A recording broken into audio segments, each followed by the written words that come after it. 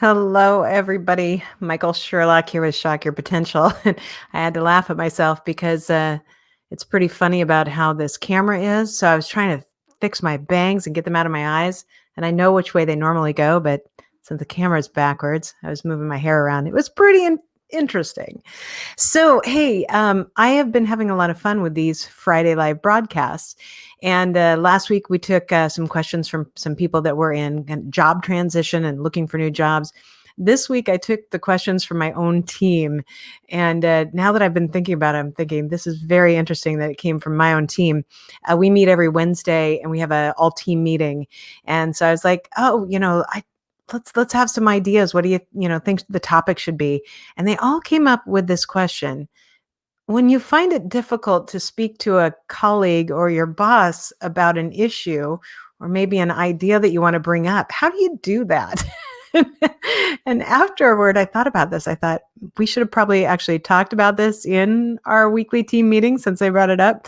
So yeah, we'll just dive into it now.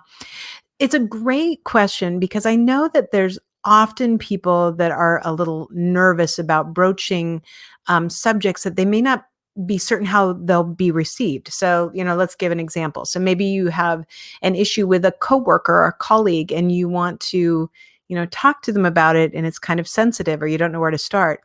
Or in the case of at least one of my team, I know that one of my team members has an idea she wants to bring to me. And for some reason, maybe I make her intimidated. So I don't know why. So I thought this was a great time to talk about how we get more comfortable in dialogues like this. So the first thing that, when you're talking about communicating with anyone, it's really it's important first that you understand why you have concerns. So let's say it's with bringing an issue to a colleague. If you have hesitancy there, it's probably because maybe you're not sure how they're going to take it. Maybe it's a sensitive issue. And so it's important that you're really aware of what's holding you back or making you uncomfortable, because that's something that you need to pay attention to, just to be aware of.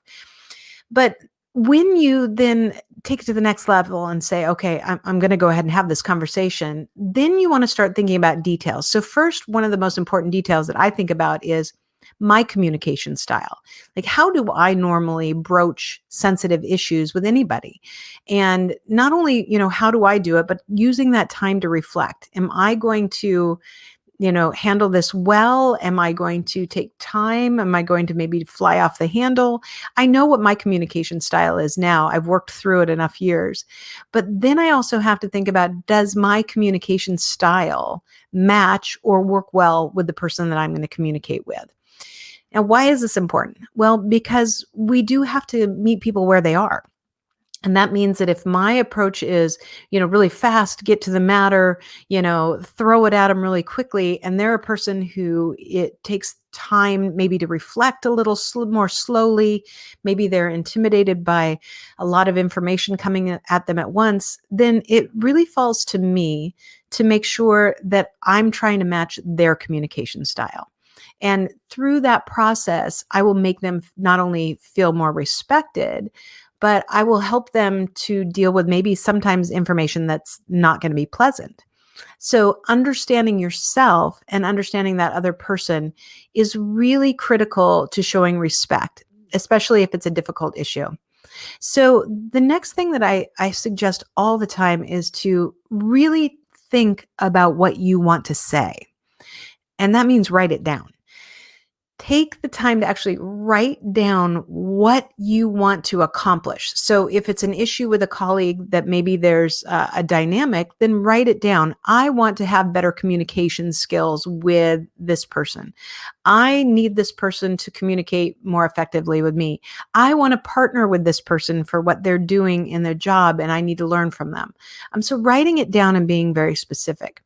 If you're trying to bring an idea that's something new to somebody, then say, I think it's important that I have this dialogue with my boss because This could be great for the company. This will give me an opportunity to show what I'm capable of. This is part of my, developmental plan where I want to, really have them see what I can do. So when you write that down, you're going to get really clear about why you want to have this conversation. And then in the writing down, you're actually going to get very clear about what you're going to say in this conversation, which leads right into my next tip, which is practice. Practice.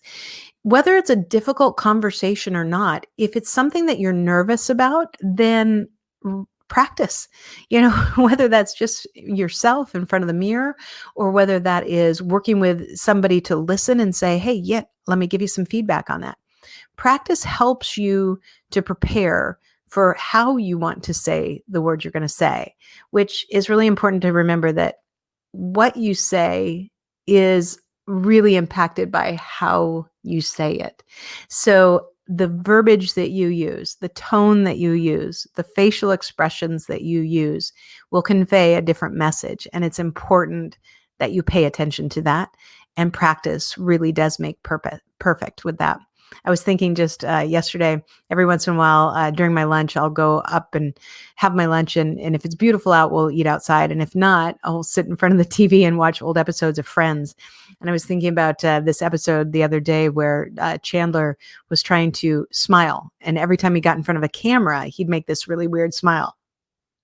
But when he was just laughing without thinking about it, he had a real genuine smile.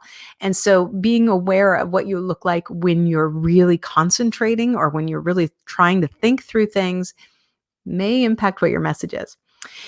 The final tip that I have, though, is to remember no matter what, ask that person for the time ahead of time and give them a heads up about what you're going to discuss.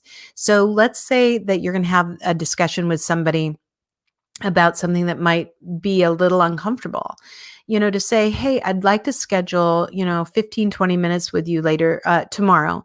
And I'm going to send you a meeting request. And I'd like to have this discussion because I want to talk about how we can communicate better as a team and how I can be of help to you. So, you're kind of delivering it. You're giving a heads up, like, communication is going to be the key issue, but I want to help you and I want us to do a better job for the company.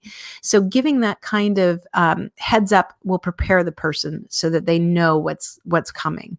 If you're going to bring, pardon me, my nose itches. If you're going to bring, that's probably not very good to do on a live broadcast, but I couldn't help it. And it totally loses my train of thought. But if you are going to go to your boss, for instance, and you want to share a new idea, the same thing. Like, hey, I really want to talk to you for a few minutes. I have a great new idea about how we can do something or one of the platforms that we're using. You don't have to go into details, but it would allow people to know what's coming and mentally prepare for that meeting, that dialogue. That gets them in the right frame of mind.